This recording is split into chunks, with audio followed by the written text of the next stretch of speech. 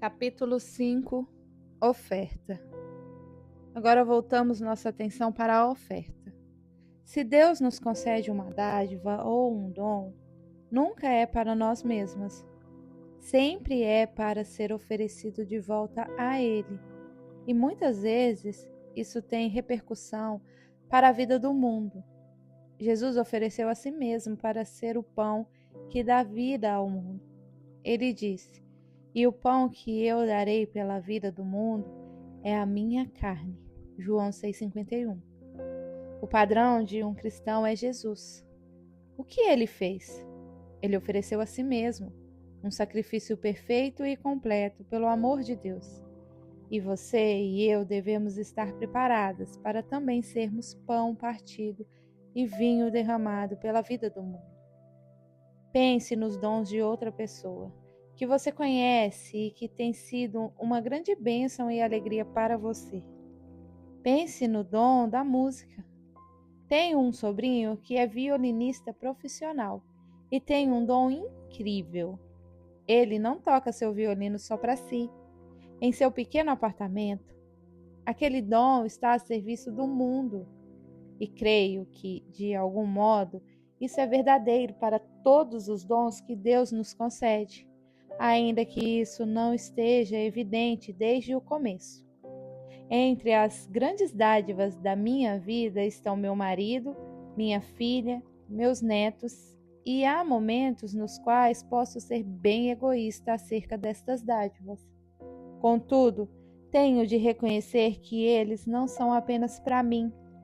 Ao contrário, também essa dádiva que considero como minhas precisam ser seguradas com uma mão bem aberta e oferecida de volta a Deus, juntamente com meu corpo e tudo o que eu sou. Você está familiarizado com a palavra de Paulo em Romanos 12:1.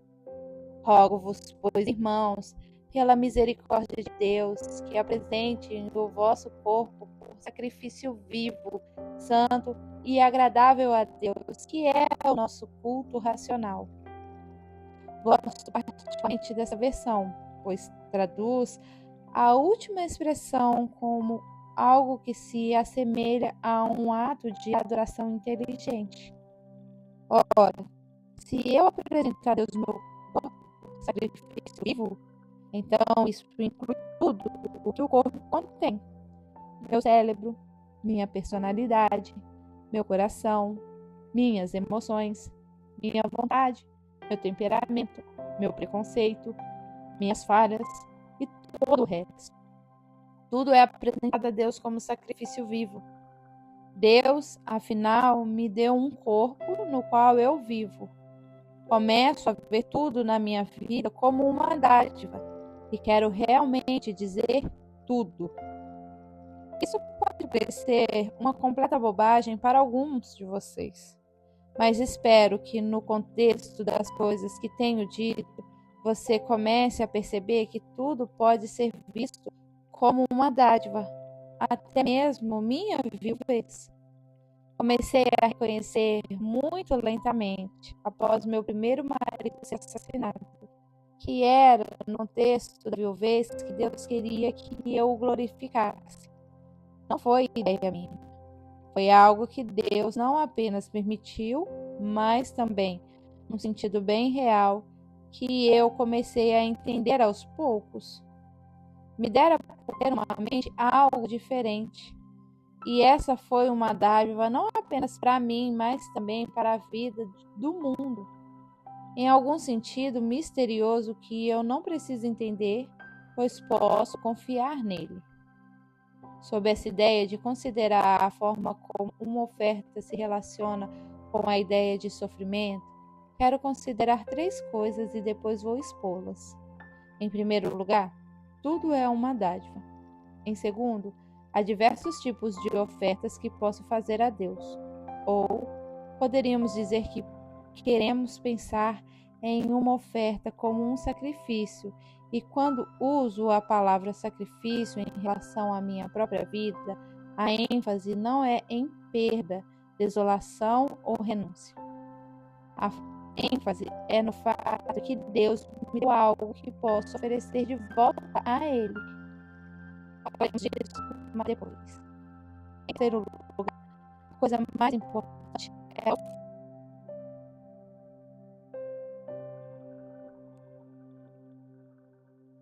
a oração, a primeira atividade do dia. É bom falar com Deus antes de começar a falar com todos os demais. Tento começar minhas orações pela ação de graça. Sempre há uma longa lista de coisas pelas quais alguém deve ser grato.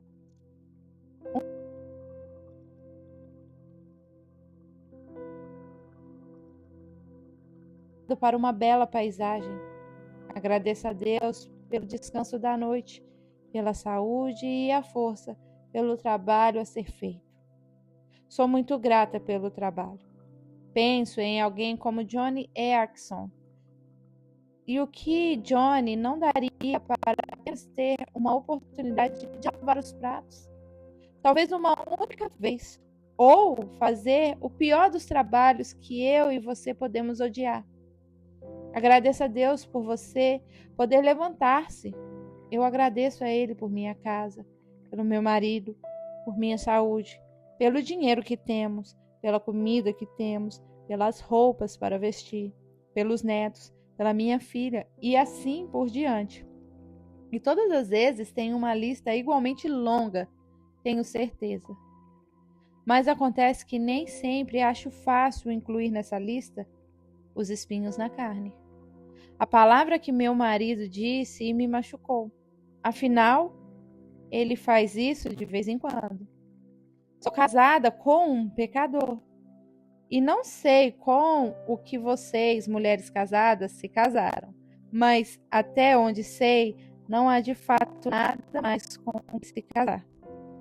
Para mim, sempre é um bom exercício lembrar-me de que o coitado do meu marido também se casou com uma pecadora. Então, agradeça a Deus pelo meu marido, por suas imperfeições, que nem são tantas assim.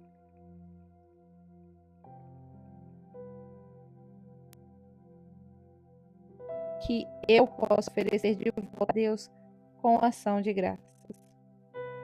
Deus deve levar de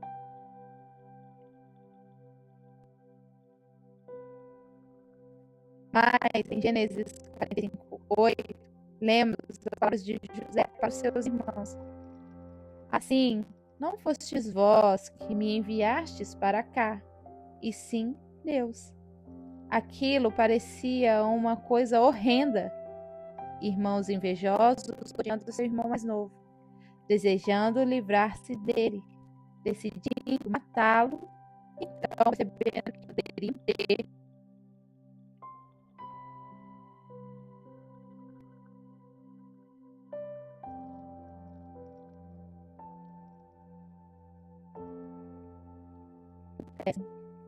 Isso parece uma dádiva de Deus?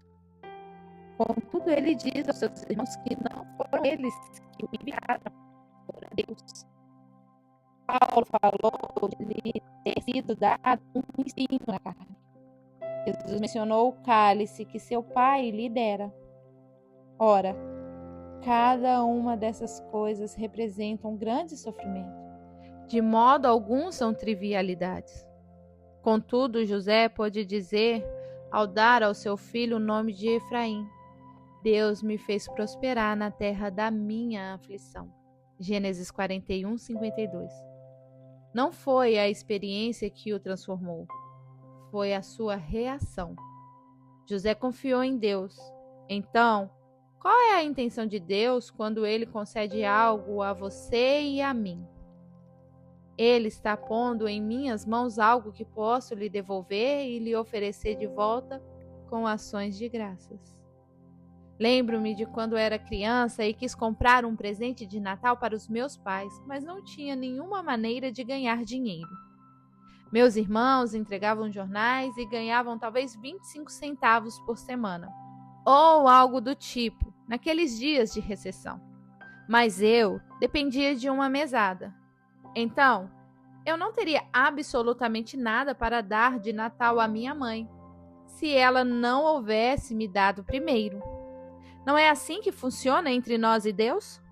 Somos totalmente necessitadas. Tudo o que temos vem dele e não temos nada a oferecer senão aquilo que ele já nos deu. Há uma antiga oração de graça para ser usada no momento de ofertório. Ela diz assim: tudo vem de ti, ó Senhor, e de ti mesmo nós te damos. Recebemos dele, aceitamos o que ele nos dá em nossas mãos, dizemos obrigada, e então oferecemos de volta. Essa é a sequência lógica de tudo sobre o que tenho falado. Tudo é uma dádiva. Tudo é feito para ser oferecido de volta. Essa lição se mostrou poderosa, arrebatadora e transformadora no período da doença de meu marido. Eu acordava naquelas altas horas da noite, as quais M. Charmichel dizia serem as horas em que as lombadas da vida se tornam montanhas. E minha mente se enchia de vívidos pensamentos sobre as coisas terríveis que estavam para acontecer com meu marido dali até a morte. A morte era o desfecho indiscutível do quadro do meu marido, medicamente falando. Não havia possibilidade de ele sobreviver.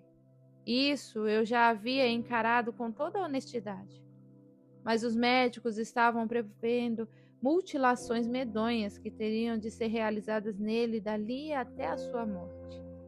E eu sentia que aquilo era demais para suportar. Naquelas altas horas eu começava a clamar ao Senhor. Então ocorreu-me com muita clareza, certa noite suponho que entre 2 ou 3 da madrugada, que minha agonia, minha angústia vicária pelo meu marido era algo que Deus havia colocado em minhas mãos para que eu oferecesse de volta a ele. Era uma dádiva. Agora vamos refletir sobre esse segundo composto da oferta relativa ao sofrimento e as ideias do sacrifício. Há muitas ocasiões na Escritura em que a palavra sacrifício é usada. E sacrifícios eram uma parte muito importante da vida dos hebreus nos dias do Antigo Testamento. Os sacrifícios de sangue eram uma ocorrência diária no tabernáculo. E os rituais de sacrifício controlavam a vida do povo como um todo. O Antigo Testamento também fala do sacrifício de ações de graça nos Salmos. O verso que me vinha à mente naquelas horas de temor era: um coração quebrantado e contrito eu não desprezarei. Salmo 51:17. Os sacrifícios a Deus são um espírito quebrantado.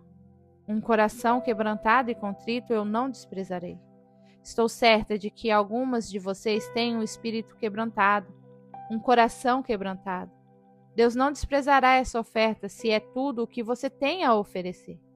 Já me senti como se eu estivesse na penúria, como a viúva de Sarepta. Você se lembra da história de como Elias foi alimentado por corvos durante certo tempo e então Deus lhe disse que os corvos deixariam de fazê-lo. E ele desceu até certo lugar chamado Sarepta, onde havia uma viúva que o alimentou. Ora, não acho que possamos sequer começar a imaginar a absoluta desolação de uma viúva naqueles tempos antigos. Mas ela estava entre os mais desamparados e pobres de todos. Ora, por que no mundo o Deus Todo-Poderoso, que é dono do gado de 1000 colinas, escolheria uma mulher na penúria para alimentar seu profeta Elias?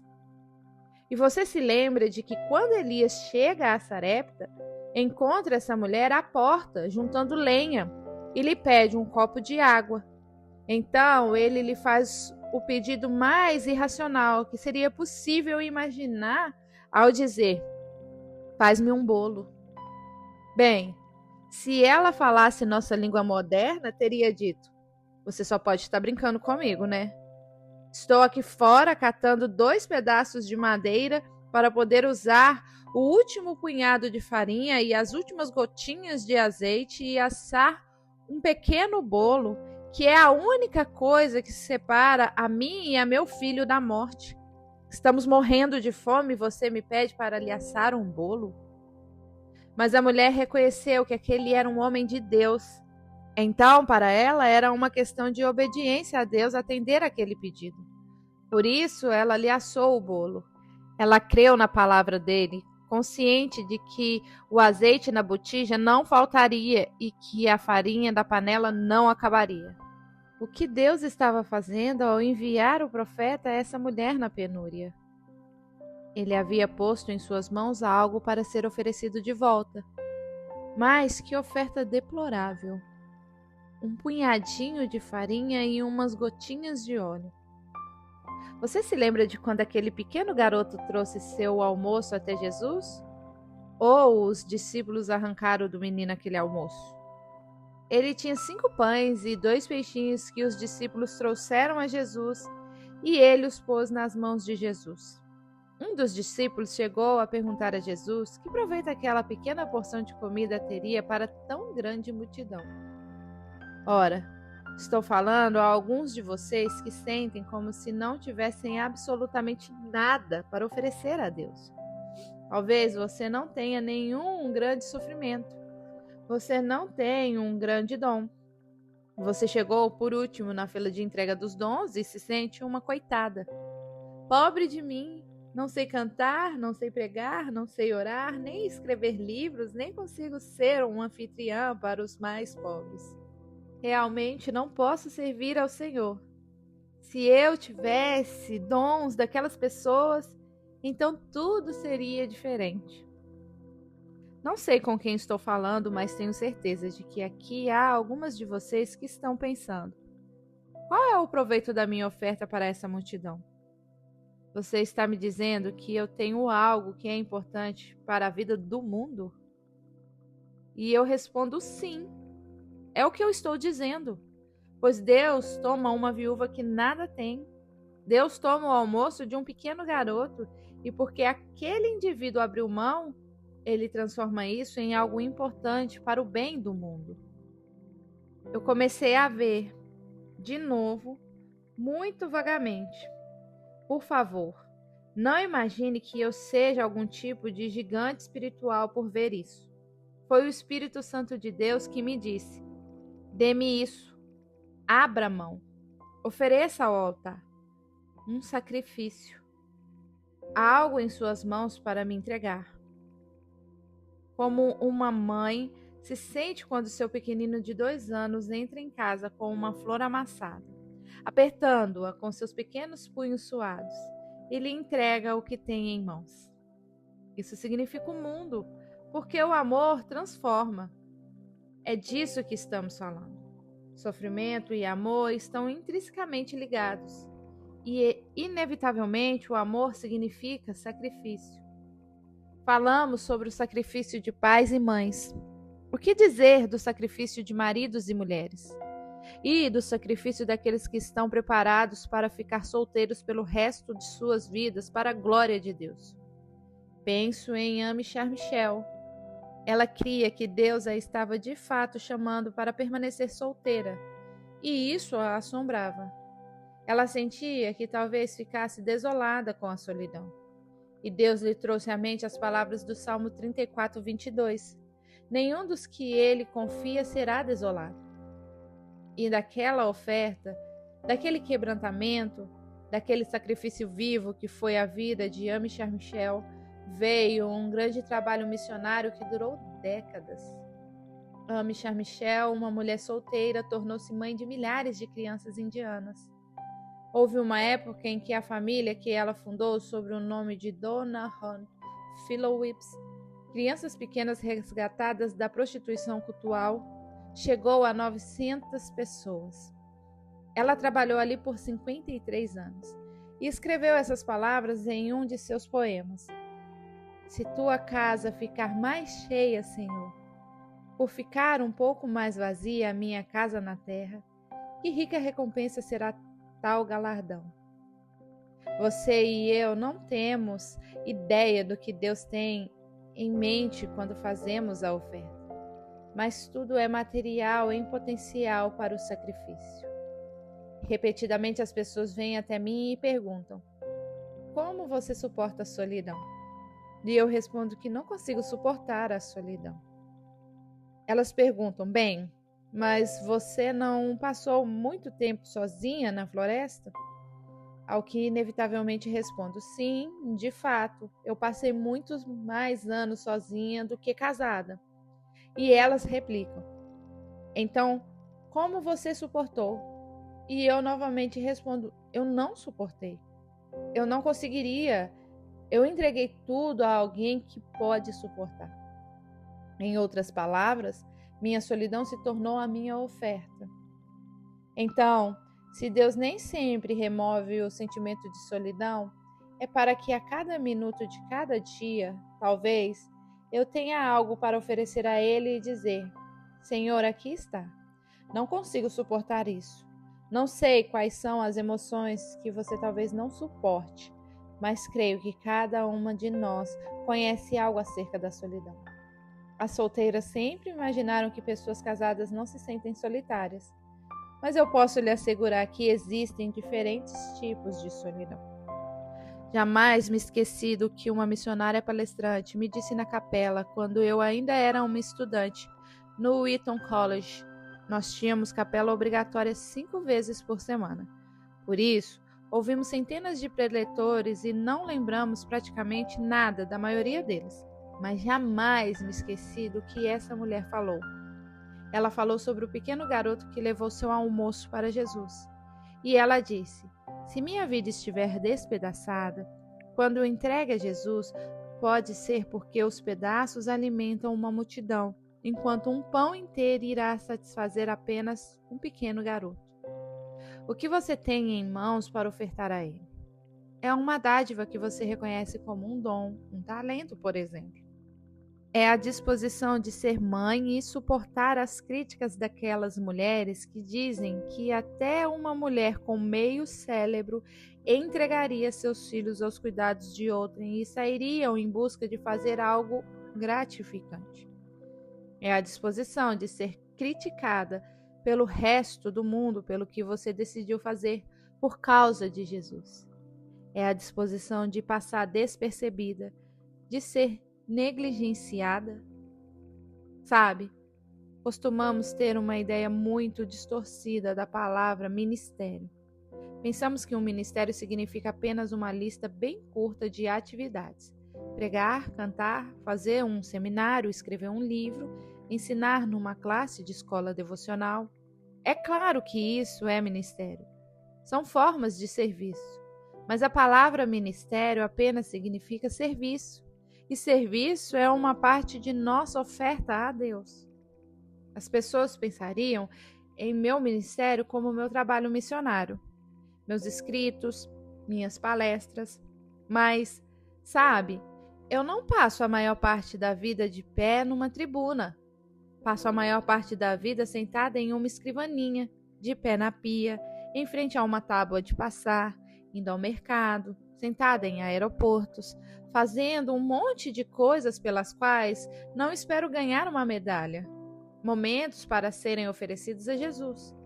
Faça a próxima coisa. Isso nos leva ao terceiro componente da oferta em relação ao sofrimento: a oferta da obediência. Quando Tom, meu irmão, era um garotinho com cerca de 3 anos, uma de suas brincadeiras preferidas era pegar todas as sacolas de papel no armário da cozinha, onde minha mãe as mantia, e espalhá-las todas pelo chão. Bem, minha mãe deixava Tom fazer isso.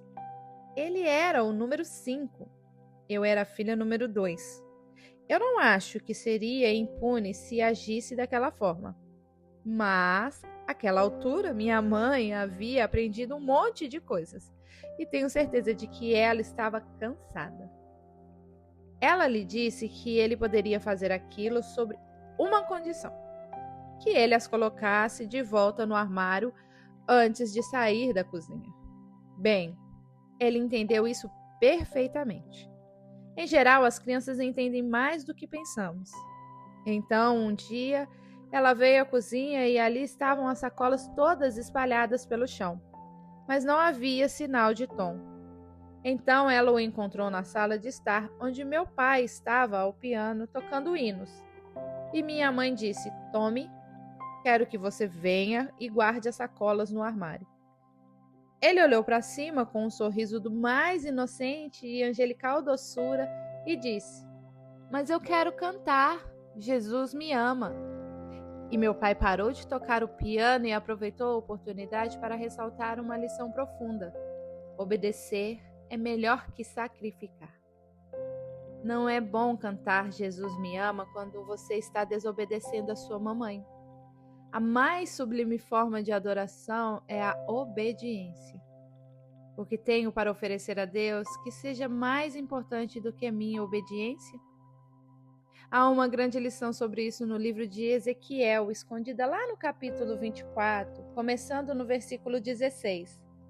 Deus disse ao filho do homem: Eis que com um só golpe tirarei aquela que é a delícia dos seus olhos.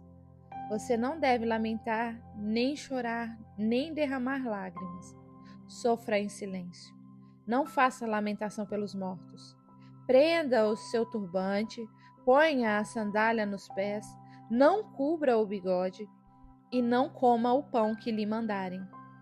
Ezequiel 24, 16 e 17. Em outras palavras, esqueça todos os sinais rituais de luto. Então Ezequiel responde: Falei ao povo pela manhã e à tarde, e a minha mulher morreu. Na manhã seguinte, fiz como me havia sido ordenado. Ezequiel 24, 18. Essa é uma descrição bem curta de alguma coisa muito importante. À tarde, a minha mulher morreu. E na manhã seguinte, fiz como me havia mandado. Descobri que não existe consolo algum que se equipare à obediência.